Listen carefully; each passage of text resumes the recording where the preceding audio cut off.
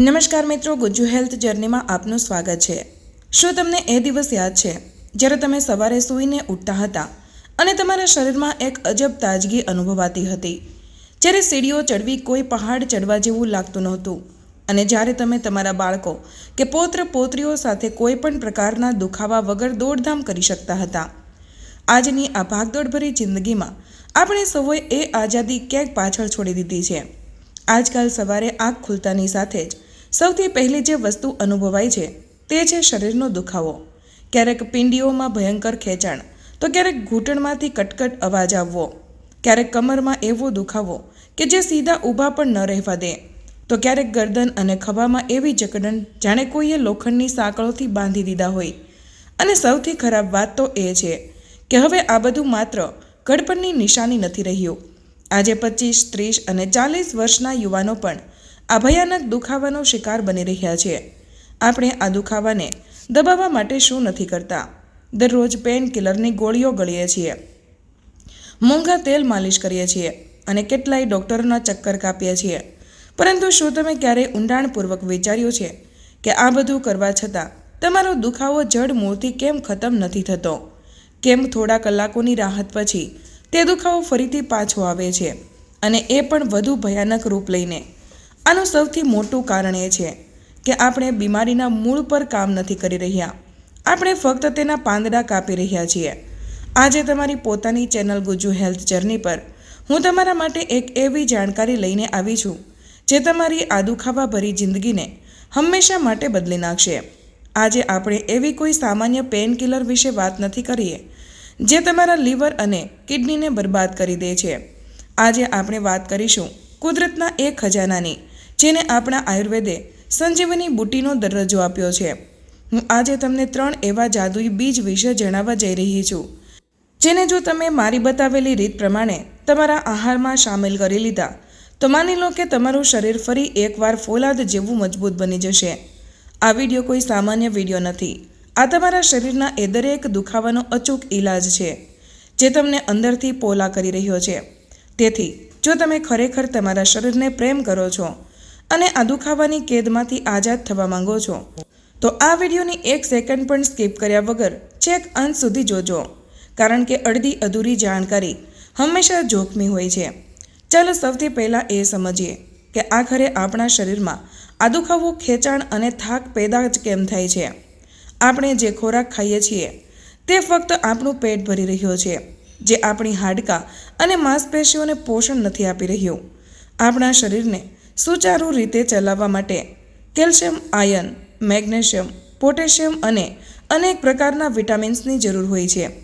જ્યારે તમે તમારી કારમાં પેટ્રોલની જગ્યાએ કેરોસીન નાખશો તો એન્જિન તો ખરાબ થશે જ, બરાબર તેમ જ જ્યારે આપણા શરીરને સાચું પોષણ નથી મળતું તો આપણા હાડકાં અંદરથી બરડ થવા લાગે છે, જેને મેડિકલ ભાષામાં ઓસ્ટિયોપોરોસિસ કહેવામાં આવે છે। આપણા સાંધાઓની વચ્ચે એક ખાસ પ્રકારનું પ્રવાહી હોય છે જેને સાઇનોવિયલ ફ્લુઇડ કહેવાય છે। તમે તેને સાંધાનું ગ્રીસ માની શકો છો। જ્યારે આ ગ્રીસ ઓછું થવા લાગે છે ત્યારે આપણા હાડકાં અંદરો અંદર ઘસાવા લાગે છે અને એ જ ઘસારો આપણને ભયાનક દુખાવા તરીકે અનુભવાય છે। આ સિવાય શરીરમાં લોહીની ઉણપ એટલે કે એનેમિયા થવાની આપણી માંસપેશીઓ સુધી પૂરતો ઓક્સિજન પહોંચી શકતો નથી। ઓક્સિજનની આ જ કમીના કારણે આપણી પિંડીઓમાં, હાથ અને પગમાં અચાનક ખેંચાણ આવી જાય છે, નસ પર નસ ચડી જાય છે અને કારણ વગરનો થાક હંમેશા આપણને ઘેરી વળે છે। ચક્કર આવવા, નબળાઈ અનુભવી, આ બધું એ જ વાતનો સંકેત છે કે તમારું શરીર અંદરથી પોષણથી ભીખ માંગી રહ્યું છે। પરંતુ તમારે હવે નિરાશ થવાની બિલકુલ જરૂર નથી, કારણ કે કુદરતે આપણને દરેક સમસ્યાનું સમાધાન આપ્યું છે। આપણે બસ તેને ઓળખવાની અને સાચી રીતે વાપરવાની કળા શીખવાની છે। આપણી આ જાદુઈ રેમેડીની પહેલી અને સૌથી શક્તિશાળી વસ્તુ છે હલીમના બીજ એટલે કે અસાળીઓ। તેને અંગ્રેજીમાં ગાર્ડન ક્રેસ સીડ્સ પણ કહેવામાં આવે છે। કેટલાક સ્થળોએ તેને અળવીના નામે પણ ઓળખવામાં આવે છે।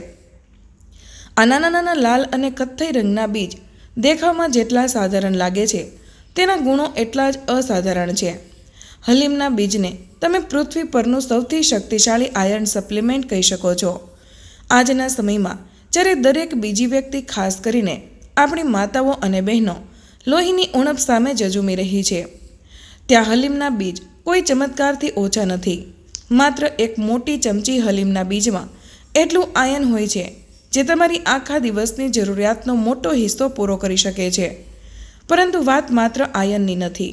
વિજ્ઞાન સાબિત કરી ચૂક્યું છે કે શરીરમાં આયનને યોગ્ય રીતે શોષવા માટે વિટામિન સીની સખત જરૂર હોય છે. અને કુદરતની કારીગરી જુઓ. હલીમના બીજમાં આયનની સાથે વિટામિન સી પણ ભરપૂર માત્રામાં ભરેલું હોય છે.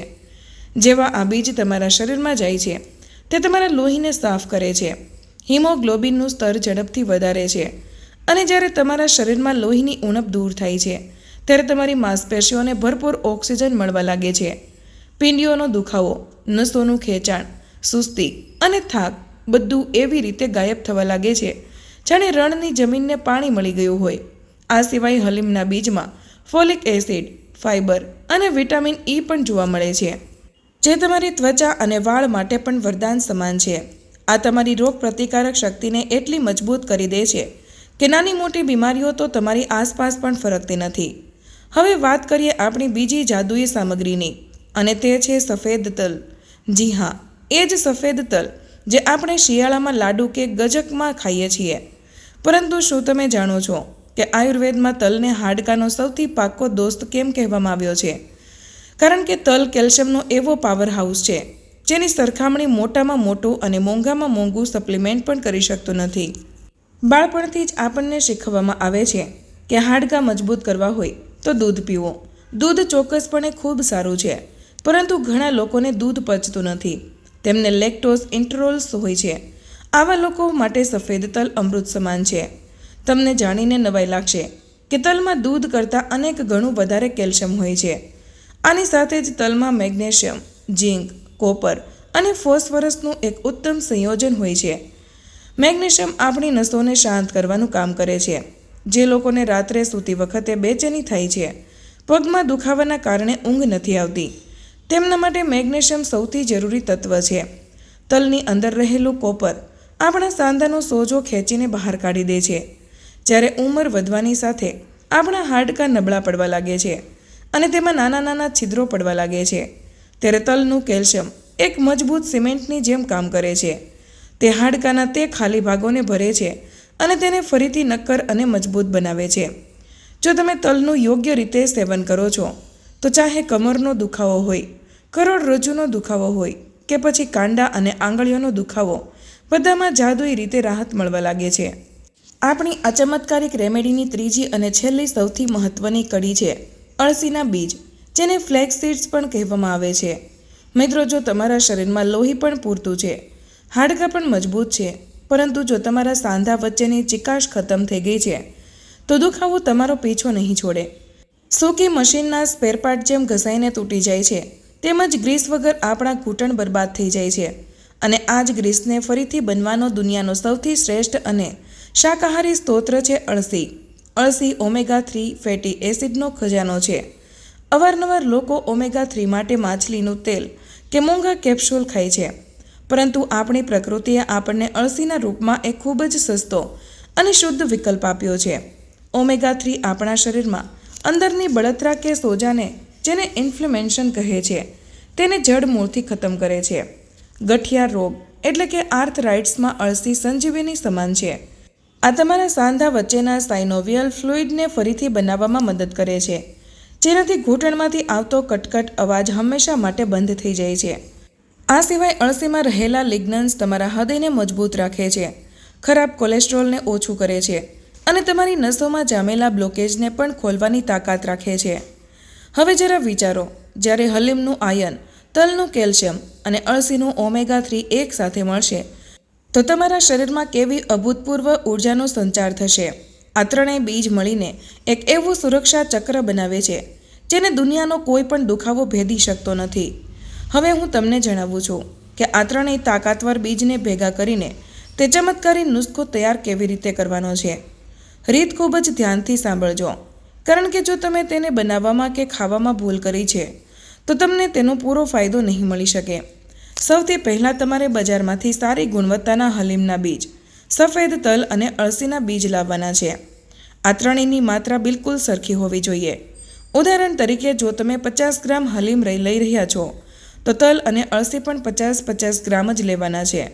સૌથી પહેલાં આ ત્રણેયને એક પ્લેટમાં કાઢીને બરાબર સાફ કરી લો, જેથી તેમાં કોઈ કાંકરા કે ધૂળ ન રહે. ત્યારબાદ ગેસ પર એક ભારે તળિયાવાળી કડાઈ કે તવો મૂકી અને ગેસની આંચ બિલકુલ ધીમી કરી દો.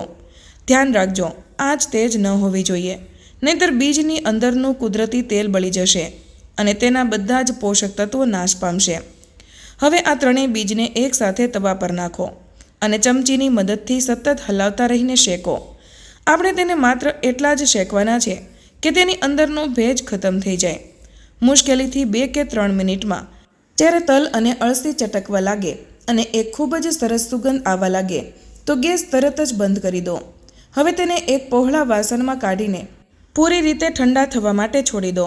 જ્યારે તે બિલકુલ ઠંડા થઈ જાય ત્યારે તેને મિક્સર ગ્રાઇન્ડરમાં નાખો અને પીસીને તેનો પાવડર બનાવી લો. તમારે બહુ વધારે બારીક પાવડર બનાવવાની જરૂર નથી. થોડો કરકરો પાવડર પણ ખૂબ જ સારું કામ કરશે. લો, તમારો દુખાવો મટાડનાર જાદુઈ પાવડર બિલકુલ તૈયાર છે. તેને કોઈ કાચના એરટાઇટ ડબ્બામાં સુરક્ષિત રાખી લો. હવે આવે છે સૌથી મહત્ત્વનો સવાલ કે આ જાદુઈ પાવડરને ખાવો કેવી રીતે? આપણા આયુર્વેદમાં માનવામાં આવે છે કે દરેક વ્યક્તિના શરીરની પ્રકૃતિ અલગ હોય છે. વાત, પિત્ત અને કફ. જો તમે તમારી પ્રકૃતિ અનુસાર આ પાવડરનું સેવન કરશો તો તેની અસર 100 ગણી વધી જશે. જો તમારા શરીરની પ્રકૃતિ પિત્ત છે, એટલે કે તમારા શરીરમાં ગરમી વધારે રહે છે, તમને બહુ જલ્દી પરસેવો આવે છે, એસિડિટી થાય છે કે ગરમ વસ્તુઓ ખાવાથી પેટમાં બળતરા થાય છે, તો તમારે આ પાવડરને ઠંડી તાસીરવાળી વસ્તુઓ સાથે લેવું જોઈએ. તમે આ પાવડરને 1 ચમચો તાજા દહીં સાથે અથવા બપોરે છાશ સાથે ભેળવીને લઈ શકો છો. તમે ઈચ્છો તો તેમાં થોડું સાકર પણ ભેળવી શકો છો. આનાથી બીજની ગરમી પૂરી રીતે શાંત થઈ જશે અને તમને ફક્ત તેના અચૂક ફાયદા જ મળશે. જો તમારા શરીરની પ્રકૃતિ કફ છે, એટલે કે તમારું વજન વધારે છે, તમને સુસ્તી રહે છે, બહુ જલ્દી શરદી ઉધરસ થઈ જાય છે, તો તમારા આ પાવડરને 1 ચમચી શુદ્ધ મધ સાથે અથવા તો થોડા જૂના ગોળ સાથે ભેળવીને ખાઓ. મધ અને ગોળ તમારા શરીરના કફને કાપશે અને આ બીજની અસરને શરીરના ખૂણે ખૂણે પહોંચાડશે. અને જો તમારા શરીરની પ્રકૃતિ વાત છે, એટલે કે તમને સાંધાઓમાં દુખાવો ખૂબ જ રહે છે, શરીર રૂખું રહે છે, ગેસ બહુ બને છે, તો તમારા માટે સૌથી શ્રેષ્ઠ રીત એ છે કે તમે આ પાવડરનો 1 ચમચો હળવા ગરમ પાણી કે નવશેકા દૂધ સાથે લો. જો તમે આ બધી પ્રકૃતિની ઝંઝટમાં પડવા નથી માંગતા અને એક એવી રીત ઈચ્છો છો જે ઘરનો દરેક સભ્ય સરળતાથી અપનાવી શકે, તો તેનો પણ એક ખૂબ જ સરળ ઉપાય છે. સવારે જ્યારે તમારા ઘરમાં રોટલી કે પરોઠાનો લોટ બાંધવામાં આવે છે, ત્યારે બસ તે લોટમાં 2 થી 3 ચમચી આ પાવડર ભેળવી દો. આનાથી તમારી રોટલીઓ ખૂબ જ સ્વાદિષ્ટ અને પૌષ્ટિક બની જશે. બાળક હોય કે મોટા, બધા જ તેને ખૂબ હોંશેથી ખાશે અને કોઈને ખબર પણ નહીં પડે કે તેઓ દવા ખાઈ રહ્યા છે. મિત્રો, જ્યારે શરીરમાં દુખાવો થાય છે ત્યારે માત્ર આપણું શરીર જ નથી તૂટતું, પરંતુ આપણું મન અને આપણો આત્મવિશ્વાસ પણ વિખેરાઈ જાય છે. આપણે ચીડિયા થઈ જઈએ છીએ, નાની નાની વાતો પર ગુસ્સો આવવા લાગે છે, આપણે આપણા જ પરિવાર સાથે ખુશીની પળો વિતાવી શકતા નથી. પરંતુ જ્યારે તમે આ પ્રાકૃતિક નુસ્ખાનું સેવન કરશો ત્યારે તમે જોશો કે જેમ જેમ તમારો શારીરિક દુખાવો ઓછો થઈ રહ્યો છે, તેમ તેમ તમારા મનને પણ એક અજીબ શાંતિ મળી રહી છે. તમારો તણાવ ઓછો થઈ રહ્યો છે અને તમારી રાતની ઊંઘ ખૂબ જ ઊંડી અને સુખદ બની ગઈ છે. પરંતુ એક વાતનું ખાસ ધ્યાન રાખજો, જ્યારે તમે આ સંજીવની રૂપ નુસ્ખો લઈ રહ્યા હોય ત્યારે તમારે તમારા ખાનપાનમાં પણ કેટલાક નાના નાના સુધારા કરવા પડશે. કારણ કે જો તમે એક તરફ અમૃત પી રહ્યા છો અને બીજી તરફ ઝેર ખાઈ રહ્યા છો તો કોઈ નુસ્ખો કામ નહીં કરે. તમારે બહુ વધારે ખાંડ, રિફાઇન્ડ તેલ, મેંદાથી બનેલી વસ્તુઓ અને પેકેટમાં આવતા જંક ફૂડથી પૂરી રીતે દૂરી બનાવવી પડશે. આ બધી વસ્તુઓ આપણા શરીરમાં અંદરના સોજાને વધારે છે અને હાડકાં નબળા કરે છે. ખાટી વસ્તુઓ જેવી કે આમલી, અથાણું કે બહુ વધારે લીંબુનું સેવન પણ સાંધાના દુખાવામાં નુકસાનકારક હોઈ શકે છે. તેથી તેનાથી પણ થોડી પરેજી રાખો.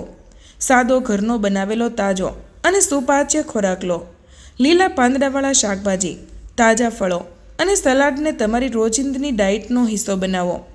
આ પાવડર ખાવાનો સૌથી સાચો સમય સવારનો છે. સવારે ખાલી પેટે કે નાસ્તાના સમયે આપણું પાચન તંત્ર સૌથી વધુ સક્રિય હોય છે અને શરીર પોષક તત્વોને ઝડપથી શોષે છે. બસ એક વાતનો ખાસ ખ્યાલ રાખવાનો છે કે આના ખાધાના ઓછામાં ઓછા 1 કલાક પહેલાં અને 1 કલાક પછી સુધી ચા કે કોફીનું સેવન બિલકુલ નથી કરવાનું, કારણ કે ચામાં રહેલું કેફીન આયર્ન અને કેલ્શિયમને શરીરમાં પચવા દેતું નથી. આની સાથે જ દિવસભરમાં ઓછામાં ઓછું 8 થી 10 ગ્લાસ પાણી પીવાની આદત પાડો. પાણી આપણા સાંધાને લુબ્રિકેટ કરે છે અને શરીરમાંથી ઝેરી તત્વોને બહાર કાઢે છે. બને તો સવારના હળવા તડકામાં 15 થી 20 મિનિટ જરૂર બેસો, કારણ કે વિટામિન ડી વગર તમે ગમે તેટલું કેલ્શિયમ ખાઓ તે હાડકામાં લાગશે નહીં. જો તમે પૂરી ઈમાનદારી અને નિયમ સાથે મારી બતાવેલી આ રીતને અપનાવો છો તો મારો તમને વાયદો છે કે માત્ર 7 થી 10 દિવસની અંદર તમે તમારા શરીરમાં એક અભૂતપૂર્વ હળવાશ અનુભવશો. 15 થી 20 દિવસમાં તમારી પિંડીઓનો દુખાવો, રાતની બેચેની અને ખેંચાણ દૂર થવા લાગશે અને સતત 1 થી 1.5 મહિનાના વપરાશ પછી તમારા ઘૂંટણ અને સાંધાનો દુખાવો એક ખરાબ સપનાની જેમ તમારી જિંદગીમાંથી હંમેશા માટે જતો રહેશે. તમે એકવાર ફરીથી ખીલીને જીવી શકશો, કોઈના સહારા વગર ચાલી શકશો. આપણું શરીર ઈશ્વરની આપેલી સૌથી અમૂલ્ય ભેટ છે. તેને દુખાવાના સહારે તડફડતી જીવવા માટે ન છોડો. દવાઓના માયાજાળમાંથી બહાર નીકળો અને પ્રકૃતિની આ અદ્ભુત શક્તિને એક તક આપી જુઓ. મને પૂરો વિશ્વાસ છે કે આજની આ જાણકારી તમારા અને તમારા પરિવાર માટે એક બહુ મોટું જીવનદાન સાબિત થશે. જો તમે મારી આ વાત સાથે સહેમત છો અને તમને લાગે છે કે આ વિડીયોએ તમારી જિંદગીમાં થોડી પણ વેલ્યુ એડ કરી છે, તો મારી તમને એક નાનકડી વિનંતી છે. આ જાણકારીને માત્ર તમારા સુધી ન રાખો, તેને તમારા મિત્રો, સંબંધીઓ અને એ દરેક વ્યક્તિ સાથે શેર કરો જે દુખાવાથી પીડાઈ રહી છે. કદાચ તમારો એક શેર કોઈની જિંદગી બદલી નાખે. અને હા, જો તમે ઈચ્છો છો કે હું તમારા માટે આવી જ સાચી, અસરકારક અને જીવન બદલનારી જાણકારીઓ લાવતી રહું, તો અત્યારે જ તમારી પોતાની ચેનલ ગુજુ હેલ્થ જર્નીને સબસ્ક્રાઇબ જરૂર કરી લો.